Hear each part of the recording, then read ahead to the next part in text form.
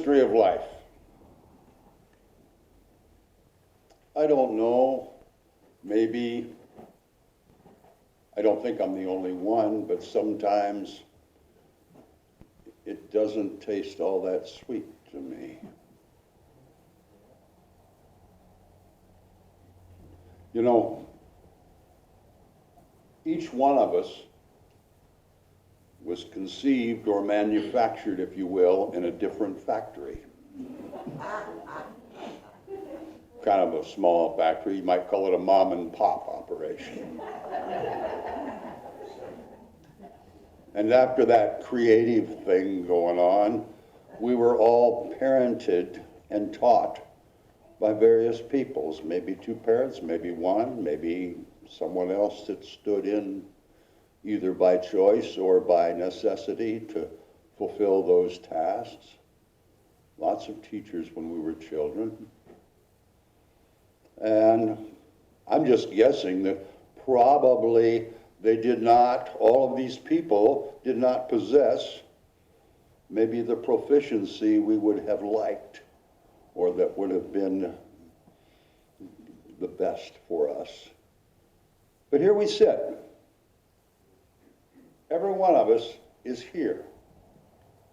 We have survived by our clever thoughts, by our instinct of survival. For whatever reason, here we are. You know, most of our, I'm going to talk in generalization terms, I think, for a little bit. During our lifetimes, the first 40 or 50 years, it's all about growing and success and succeeding and learning and experiencing and expanding our territories and knocking down the obstacles and opening the gates and clearing the higher hurdles. Learning. Life teaches us a lot of lessons by doing. I can remember standing out in my backyard just yelling at the universe and anybody else within earshot. I get it, I fully get it. Life is not fair, so you can stop trying to teach me that lesson. I get it.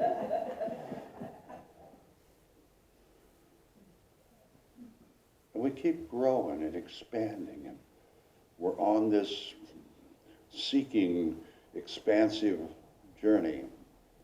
And then there's a point in our lives when we're older that things begin to happen. We have heart attacks. We have strokes. Parts start wearing out.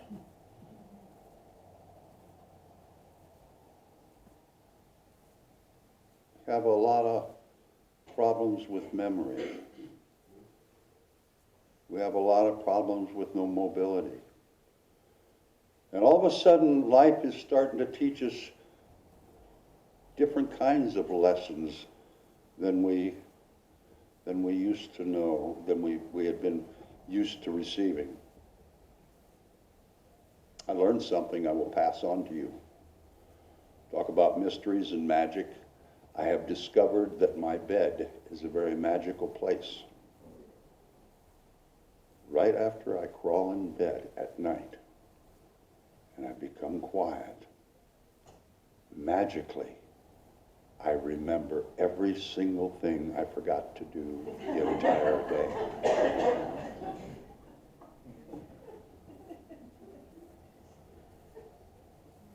But this, I told Vivian a while back, we were talking about some stuff, and she said, it's really difficult sometimes. And I said, you know, you're just learning how to be 90. You've never been 90 before. It is hell. Yes, it can be. But we learn all these lessons that we didn't really seek to be taught.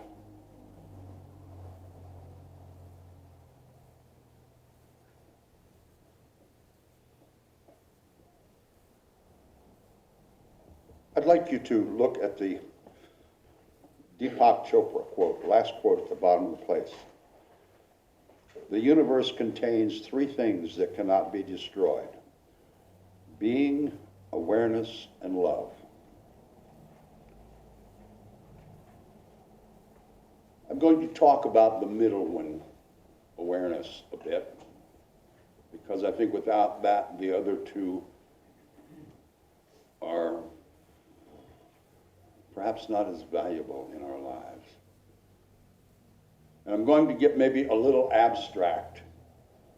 Bear with me. You know, Deepak Chopra and Stephen Hawking, Albert Einstein, most of the world considers that these three men are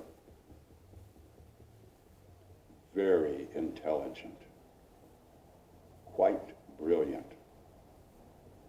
And they are so brilliant, in fact, that very few people in the world actually understand them and what they say.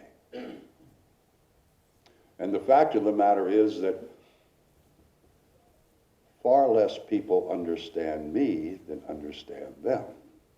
So the only conclusion I can come to is I must be off the chart. So I'm going to look at this thing called awareness a little differently.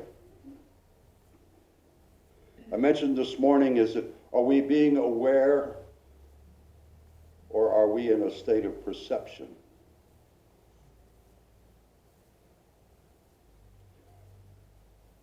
Our minds, our individual thinking minds, Vivian calls it the monkey mind, constantly is convincing us that our world is not as it should be.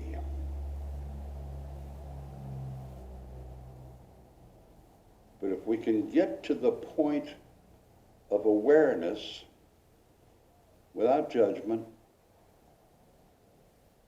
without expectation, we kind of are able to see how everything is. And we work at trying to get at this place of awareness by meditating, maybe yoga, maybe just being quiet. But I think to get to a place of awareness is quite simple, quite difficult, but quite simple. I think we just have to let go and surrender.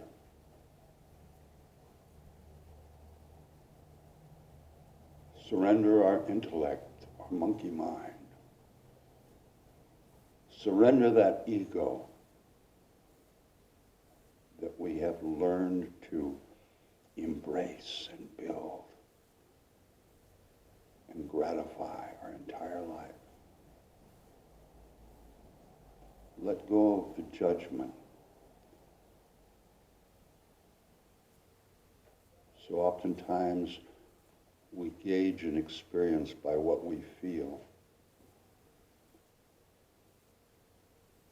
But I think that when we're in a state of awareness, we free ourselves from having to have what we want and feel. We just see and experience for what it is. We begin to see ourselves for what we are. Not our expectations, not our feelings, not our egos, not our judgments.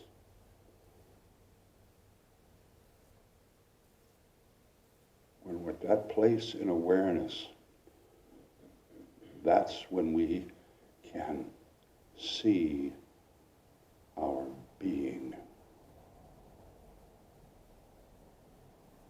That's when we can experience real love.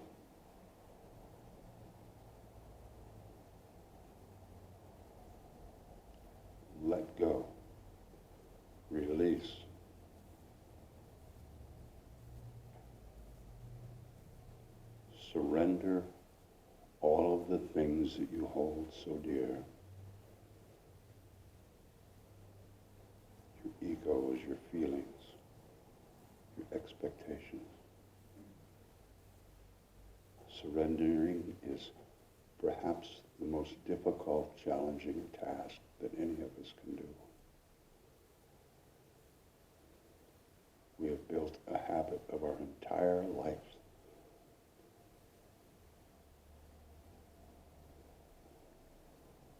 fostering that ego, fostering our feelings and our desires and our passion. Surrender.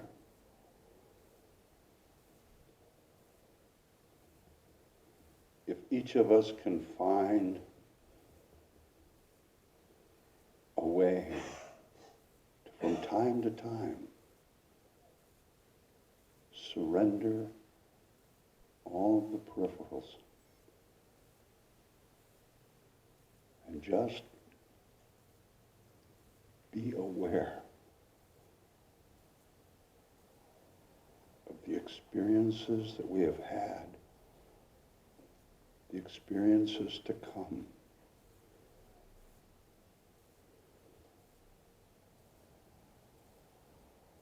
The vastness of the beauty and love that exists that we so often try to block. If we can reach that awareness, every one of us can look at our lives, our individual life,